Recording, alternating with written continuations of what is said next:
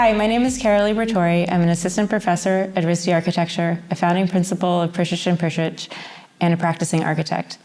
My interest in architecture is often through the lens of material culture and aesthetics, with a focus on environmental and social justice. Hi, my name is Jacqueline Shaw. I'm an assistant professor in architecture and founding principal of Studio UNM. My current research and interest looks to the overlaps between history and form, interrogating historical architecture, objects, and archives. So, Cara, how do you think racial, social, and environmental justice find their way or are foundational to your teaching? I think for me, it really comes down to establishing ethics in the classroom. So whether that's a history or a representation course where we're looking at really unpacking where certain projects or certain theories originate from, what their sort of foundational premises are, and what are the ethical considerations surrounding some of these projects that we think about as conventionally architecture, but are actually just Western hegemonic European projects that have been dominating the profession. So I think really looking back to the historical context in a lot of ways, but also for me personally, thinking a lot about the financial systems and the policy that supports architecture that really makes it possible. I think that's really critical for students to understand. It's something that most students don't come to RISD having a lot of familiarity with, and I think teaching them to be ethical designers and also conscious, aware individuals about where material comes from, who is building a building and what the labor practices are, what communities this architecture serves or does not serve. It's not about just thinking about a building as a physical form or a geometric exercise. It's really about all these other contingencies and ethical considerations that go into the making of architecture. And I think those are very complicated, but I think it's important to always present either a historical precedent or a new building design within that context and really understand it as complicated by those factors. So Jacqueline, I'm wondering, in your opinion, in your experience, how you see environmental, social, and racial justice coming into the curriculum and becoming a foundational part of core and foundational part of the courses that you're thinking about at RISD. So many of our students, and I think students today in general, this next generation of like our current students, future students, are looking to their education to be able to gain not only the tools, but the language with which they're able to then enact or to advocate for changes that they want to see to the profession of architecture, changes that they'd like to see around the discourse of architecture, and who or how it can be inclusive of a much wider breadth of constituents and people. In relationship to how I find that within my teaching, in order to center ideas of design around racial, social, and environmental justice often requires students and faculty to do the difficult work of decentering, which is not an easy thing to do when you are also tasked with being a designer and putting your own ideas out into the world. That often requires students to suddenly start to claim responsibility for not only their own influences, their own references, but also claim responsibility for their own experiences and privileges. That also requires our students and faculty to constantly do the work of expanding what other references might be available or what other influences or inspirations are out there for students. So in a lot of ways, it's an exciting time to be in education and at RISD because not only are students kind of at the forefront of making these demands, it's also a point where we are, as educators, doing a lot of learning ourselves, expanding our own repertoire, catching up on histories that perhaps we weren't taught, but we want to teach others. And those, in many ways, like I said, decenter the self and ask us to recenter or to shift focus onto others or onto those that haven't been centered in the past. I think in many ways leads to us to have questions about how do you engage a community that you would like to serve and not save. So Jacqueline, I'm curious about what you're looking forward to in the coming year, collaborations or working with incoming new faculty, things across RISD that you're looking forward to. It's such a great question and a great way to reflect on all of the opportunities RISD offers. I think oftentimes when I describe RISD to people, I say it's kind of a magical, strange place where suddenly it allows you to expand possibilities and definitions, not only about what architecture is or how it might be defined or what it means to operate like an architect or be an architect, but also provides interesting and strange ways to collaborate with other faculty and students.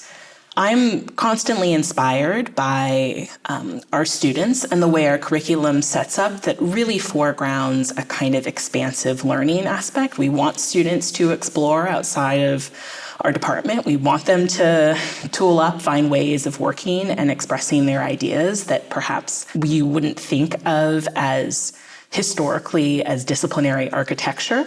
And that's what I think is really exciting about being here. What are you most looking forward to? I think my answer is really simple. I think I'm just really looking forward to continuing to rethink critique culture and how we structure reviews in architecture, because we're in this amazing institution where we have so many other disciplines other than architecture to kind of look to for their crit practices. I think, we just have an opportunity as an architecture program to really continue to explore that and to really improve upon it. I know that historically there have been a lot of concerns from students, especially students of color, of how they have experienced reviews, and we've heard a lot of that loud and clear. And we also, I think, have generationally experienced really different and perhaps less productive review cultures. I think I'm just really excited to have those colleagues in the room and to reinvent what that means to give feedback and to have conversations with students. And I think it's a really important part of expanding our reach beyond departments and being able to communicate to others outside of architecture, but also it's a place where we can really demonstrate our commitment to equity and to giving students the support that they need in whatever capacity they need it. Last semester, I was collaborating a little bit with the Nature Lab, so I'm really excited to continue to do that and explore how some of the technologies that we associate with nature documentation and that the Nature Lab has available for that can be used to kind of push back on some of our conventional ways of representing architecture. So I've been thinking a lot about how immersive and time-based media can support different subjectivities and different ways of working. And so one of the ways that I've been trying to experiment with that is through the use of 3D scanning and photography in general. So that's been exciting and kind of an experiment in the making. What about you? What are you excited about in this coming year? I think your reflections on critique really resonate. The thing I've enjoyed most often in my times at RISD has been attending, being invited into and coming into spaces within other departments, within and out of our division, and learning how they foster, structure, and engage conversation with students. And this year allows us a really fascinating way to try completely new systems and new structures for that. So I'm also looking forward to that in many ways. And on campus, so many of the resources that you pointed to, such as the Nature Lab, are exciting to RISD. A personal favorite of mine is the Special Collections Library. The archivists that we have at RISD are absolutely amazing. Some of my favorite people on campus outside of the department. Has really been a place where I've not only been invited to engage within the curriculum, whether that's introducing students to the artist book collection or finding ways to find historical artifacts are about the institution itself. Working with our institutional archivist, Andy Martinez, I'm really excited to be back within that space. And I'll probably, if you're flying me someplace else on campus, it will probably be there. Yeah. Fair. So Jacqueline, how do you think about historical precedent, both in your own research and in your teaching? How do you think about, how do we contend with some of those problematic or obsolete archives that we are working with in architecture? I tend to think of it like poking and prodding at something that exists rather than completely tearing it down. That for me ends up being a really tedious kind of work where I'm asking myself, how can I remap or relook at an archive in a holistic way rather than a specific way? Oftentimes with precedents, we look at them singularly. We study this one building or this one event or this one instance of a built artifact and not necessarily looking at it contextually.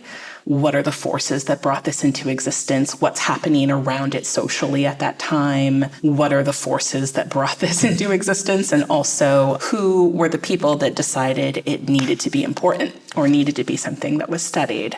Currently, for me, that's actually given me an into ideas of preservation. I don't claim to be a preservationist, but I like thinking about preservation from the standpoint of a designer and from the design point from architectural education, asking students to think about questions of value, questions of care and stewardship of the built environment, and what obligations do we place on communities to care for things in perpetuity? What histories do we ask people to carry with them? And how can we, as architects, advocate or shift or better reflect what histories we want to carry forward? So in many ways, it allows us to be transparent about the fact that history is subjective. Its existence comes from places of power and capital. And I think in many ways that allows students to acknowledge precedent, but not deny the problematics of precedent simultaneous to that, which I think has fostered really honest and open conversations with students and in many ways freed them or allowed them to engage in fulsome manners and in a way that they feel empowered and in a way that they feel not just like, here's an example of something that you should know, but gives them a way to carve out their own interest as why this project or this place or this built form is important or important to me or important to you or important to a community at large. So in many ways, I think that's how I kind of tend to think through precedent. And I'm excited to see how that comes across in a seminar I'm teaching this coming semester called Questions of Preservation. Yeah. What about for yourself? You know, I see that as part of training students to be analytical, but it also makes me think about the preference I have in those courses and have had in those courses for the building as it exists today. It's not about the building that was built at a particular time and then, okay, we study the perfect ideal plan and then we only take the architect's word for it and we just look at this building in isolation as sort of evidence of an idea or a sort of clear line of thinking. But, there were crews of construction teams working through this project. There were political and social and historical events that made them possible and that occurred after their construction. And so thinking about some of these precedents through the lens of material culture allows those things to be a little bit more open-ended and also for students to be much more aware of the way in which architecture is actually received in the world as opposed to the way that we are sort of consuming it as an idea. So this like real world, tangible evidence, where's the evidence of this resistance to a colonial system or not? Were there moments of complicity or tension between some of those ideas? So I think, really looking at the real physical object as opposed to an abstract drawing or a model or, like a rendering or something of this model. I think it's the way in for me, and it sounds like it's something that you resonate with as well, where we can't avoid history, so we might as well learn how to be critical about it and take it seriously. I feel like this is something that really came to fruition in the studio that you taught this past year after Nature, where students were tasked not only with directly engaging a kind of culture of material literally, the act of demolition and rebuilding, reuse, a way to take accounts of what are the physical aspects of architecture, but also found really inventive and thoughtful ways to represent those ideas, whether it be through image or in the physical model. I'd love to hear you talk a little bit more about that. Yeah, I think for me, it was really coming out of two parallel lines of thinking. One was really about representation and how the way in which we see material is often actually very amaterial, right? Like we may think about it through a rendering or a model that is a kind of snapshot of time, but it's very hard to represent the sort of actually complicated reality of a building. And it's also really difficult for architects to imagine things that are not within their full control. I think so the sort of first part of the course was really about the representational aspect of that and using photography and collage and ideas of still lifes. We looked a little bit in the colonial history of still lifes as this like sort of evidence of colonial conquest and not as these sort of inert objects. And I think by pairing some of those ideas with the way that students were representing things, they realized that there's a kind of complicity that we have in terms of, where is this concrete coming from? Where is this wood coming from? There was a wide range of materials that students looked at, but really understanding that there's a whole line of labor and environmental destruction that they can go into some of these materials, and that we can think through representation as one way to imagine how those materials might be read differently. So it was a sort of aesthetic position. But I think the design portion of the course was really about thinking about the city as a quarry, thinking about like what it would mean to not be able to extract new material and to have to kind of work with what's available in the context of, in this case, Pawtucket, Rhode Island, but it could be really anywhere. And, we just really thought about what it would mean to have to work from a demolished building, the time scale that would involve, the labor that would involve. It's a sort of reaction also to, I think, a kind of greenwashing that happens in a lot of, real world and speculative work around environmental issues, where we sort of think about new as the best way to do something. And so, I just really wanted to think through with students how we can begin to engage with what's already there and how complicated that is. So Jacqueline, I'm really curious about your design research seed fund work, but also how you see that building into your really important work in the core. I think the way I've approached this research, which has been a way to rethink systems of archiving and keeping records, has opened up opportunities for me to also think through how we ask students to engage history or the built environment as it exists. Oftentimes in studio, the emphasis that's placed upon the idea or the conception of a design as singular and a reflection of one's own process is unbelievably critical to an education, but also sometimes doesn't engage all of the important contexts and complications that you've pointed to about not only the profession, but the discourse and discipline of architecture in of itself. It doesn't sit singularly, and it doesn't sit autonomously, and everyone engages architecture and should and does have an opinion about it, and therefore students of architecture should be open, accepting, and willing to engage all of those opinions. Finding ways for students to not only think through how do I develop an idea, but also not deny either surrounding or pre-existing conditions is something that I think has found its way into all of my coursework that I've tried to develop. As it specifically relates to history, not everyone is as obsessed with, with historical buildings as I am, and I don't expect them to be, but I do expect students to, from whether it's the core studio or whether it's a seminar, to really think through the fact that they are a part of a larger continuum, and that as we understand and move forward as a society that things have to change and to enable a future, that they are also willing to question or to put forward new kinds of responsibilities for themselves, whether that's claiming a responsibility to the ethics of environment, or saying I will be responsible to a set of site conditions that I'm willing to claim as something, like I said, that predates my idea and that are allowed to influence. Or I'm willing to take on a history of events that suddenly now I want to center or foreground in the conception of something new.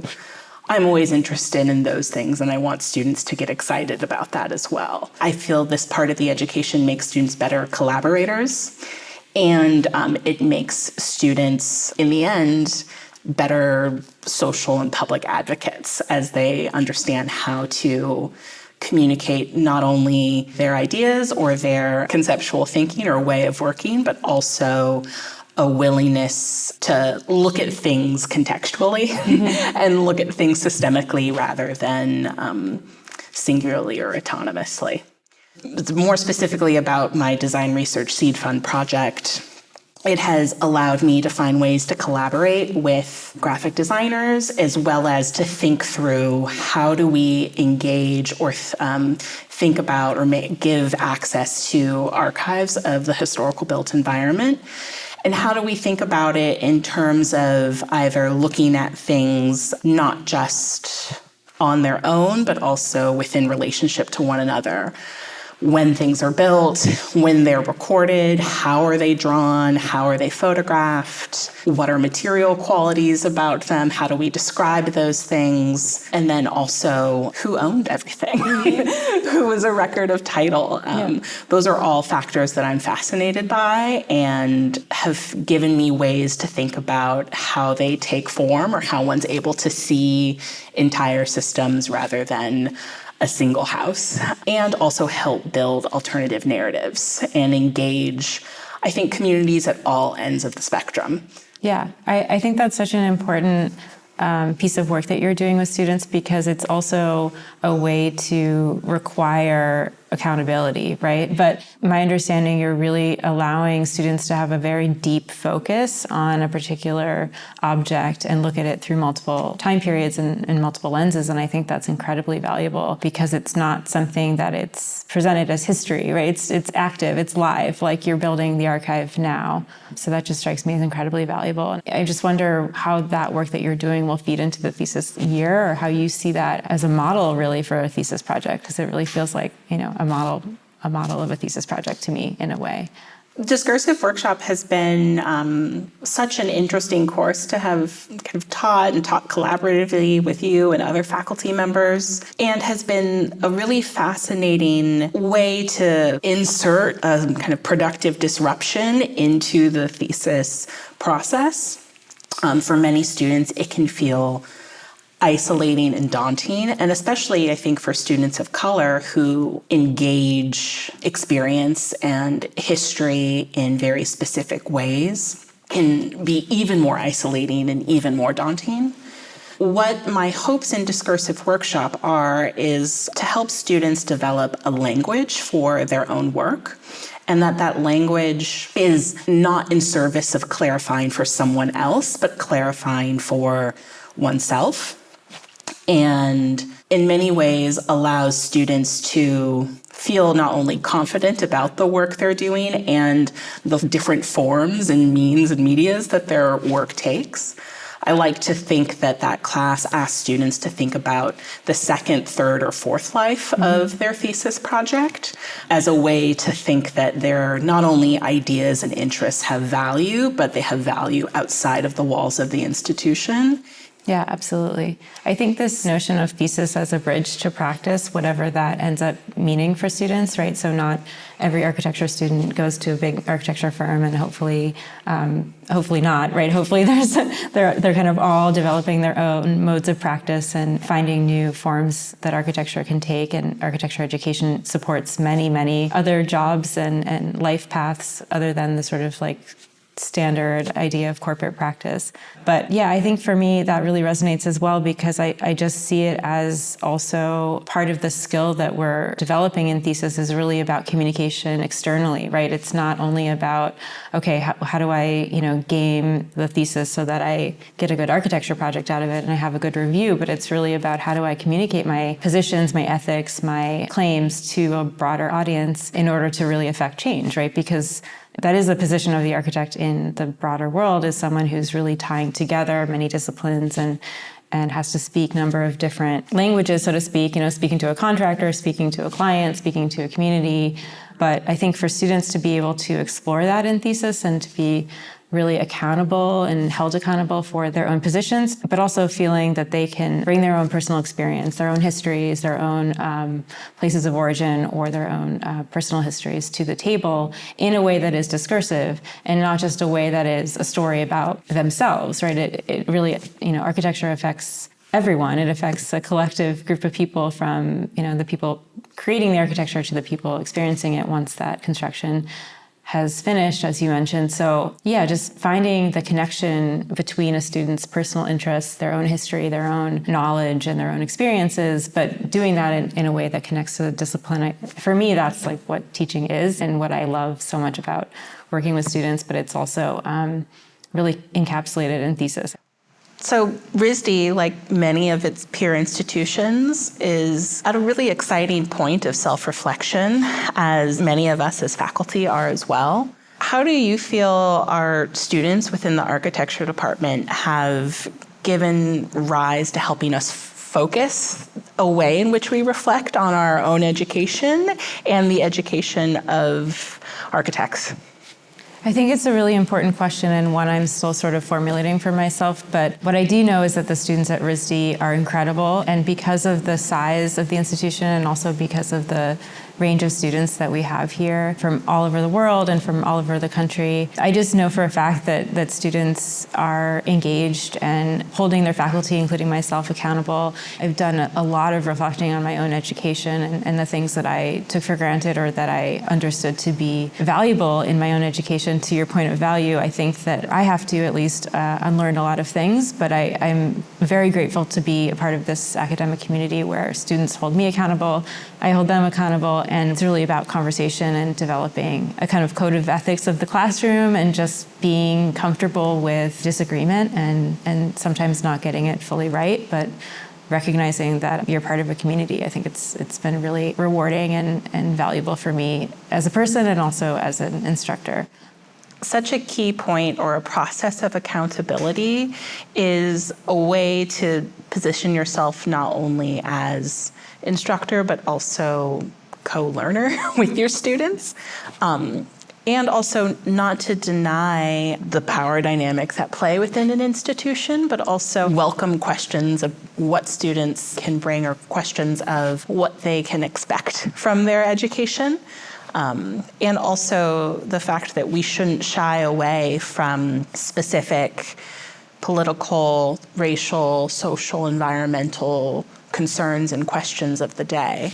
We should be welcoming those with open arms and developing not only a language to discuss them, but also a way for enabling and empowering our students to take those conversations out of the institution and into the world.